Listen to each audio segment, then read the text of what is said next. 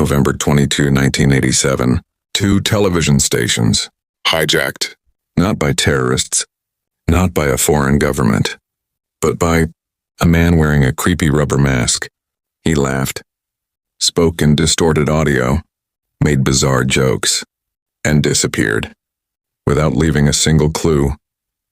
More than 3 decades later, the FBI, the FCC, and television experts still don't know who did it. This is the story of the greatest broadcast hijacking that America never solved. Imagine you're sitting in your living room, watching Sunday night television. Nothing unusual. Then, without warning, the picture suddenly disappears. The signal changes, and a strange man, wearing oversized sunglasses and a plastic mask, stares directly into your television. His voice sounds like it's coming from a broken robot. At first, you think it's some kind of joke, but it isn't. Someone has just taken control of a live television broadcast. In 1987, this was almost impossible, which makes one question even more terrifying. If someone could hijack live TV once, how many times could they have done it?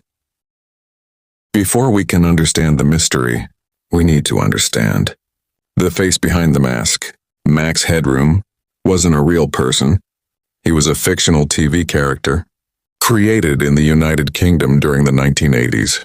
He looked like a computer-generated human. But here's something most people don't know. Rare fact 1. The famous digital look wasn't created by a computer at all. At that time, computer graphics were far too expensive. Instead, the actor wore heavy makeup, a shiny fiberglass mask, and stood in front of a moving metallic background. To create the illusion of artificial intelligence, audiences believed they were looking at the world's first digital TV personality. Max became incredibly popular. He appeared in TV shows, music videos, and one of the biggest Coca-Cola advertising campaigns of the decade. By late 1987, almost every American recognized that face. And that's exactly why the hijacker chose it. Because the moment viewers saw that mask, they paid attention. But what happened next was something nobody expected. Within minutes, Chicago television would become part of one of the strangest unsolved crimes in American broadcasting history. It was 9:14 p.m. Chicago station WGN-TV was broadcasting its nightly sports segment. Sports anchor Dan Roan was speaking live when something unbelievable happened. Without warning, the screen suddenly froze. Then, the picture vanished. Seconds later, a strange figure appeared. A man, wearing the famous Max Headroom mask. Behind him, a moving sheet of corrugated metal, designed to copy the real Max Headroom background. He didn't say much. His audio kept cutting in and out, like someone was transmitting from homemade equipment. The station engineers panicked.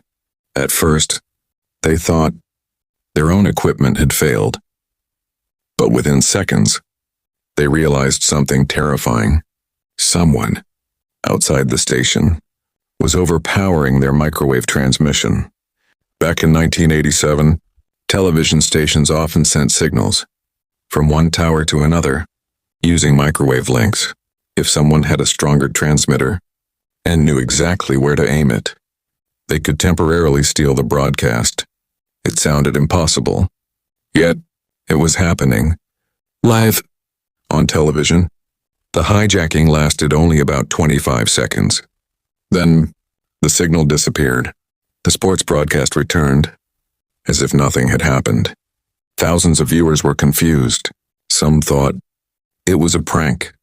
Others believed they had witnessed the beginning of a cyber attack.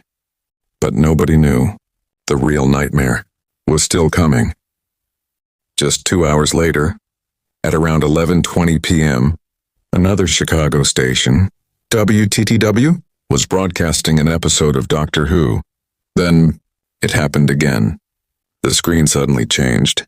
The same masked figure returned. But this time, he stayed on screen. for nearly 90 seconds, and what followed was one of the strangest broadcasts in television history. The masked man laughed. He spoke in a distorted electronic voice. He mocked television personalities. He waved a fly swatter. He shouted random phrases that made almost no sense. Then, he suddenly held up a can of Pepsi, making fun of Max Headroom's famous Coca-Cola commercials. As the broadcast became stranger, it turned disturbing. Near the end, someone off camera appeared to strike him with a fly swatter while he screamed dramatically. Then, the screen went black. The hijacker was gone. Forever. What many people don't know is that the hijacker's voice was intentionally distorted in real time. In 1987, there were no AI voice changers. Investigators believe the effect was created using professional audio equipment, suggesting the people behind the attack had technical broadcasting knowledge. That single detail changed the entire investigation, because suddenly, this didn't look like the work of random teenagers. It looked planned, professionally planned. The investigation begins. By the next morning, the incident had become national news. This wasn't just a strange television prank anymore. It was a federal crime. The Federal Communications Commission, better known as the FCC, immediately launched an investigation. The FBI also became involved, because if someone could hijack a television signal, what else could they take control of? Investigators collected every recording, every technical report, and interviewed engineers from both television stations. But almost immediately, they ran into a dead end. There were no fingerprints, no anonymous phone calls, no demands for money, no political message, no manifesto, nothing. It was as if the hijacker wanted only one thing: to prove that he could do it. One detail shocked investigators. Experts concluded the hijacker likely needed a powerful microwave transmitter, specialized broadcast equipment, and a direct line of sight to the television relay towers. In other words, this wasn't something an ordinary person could build in a garage. Whoever did this understood television engineering at a professional level. That realization changed the entire case. Over the years, dozens of theories appeared. Some believed it was the work of college students. Others thought it was an angry television engineer. But one theory refused to disappear. Was it an inside job? Think about it. The hijacker knew exactly when both stations were vulnerable. He understood their transmission system. He even recreated Max Headroom's moving metallic background with surprising accuracy. Those aren't things most people would know. Some investigators privately believed the person responsible may have worked in broadcasting or had access to professional television equipment, but there was never enough evidence to prove it. And without evidence, the theory remained just a theory. Why was it never solved? This is perhaps the strangest part of the story. In 1987, there were no security cameras tracking every street, no smartphones, no social media, no digital fingerprints. The hijacking lasted less than 2 minutes. By the time investigators reacted, the equipment and the people behind it had likely disappeared forever. Years turned into decades. Witnesses forgot details. Technology changed. Evidence vanished. And one by one, every promising lead went cold.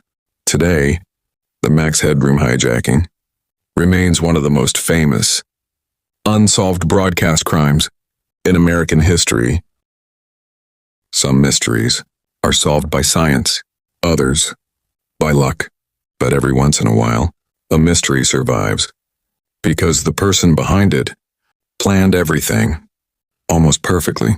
A rubber mask, a distorted voice, 90 seconds that embarrassed an entire television industry, and then silence.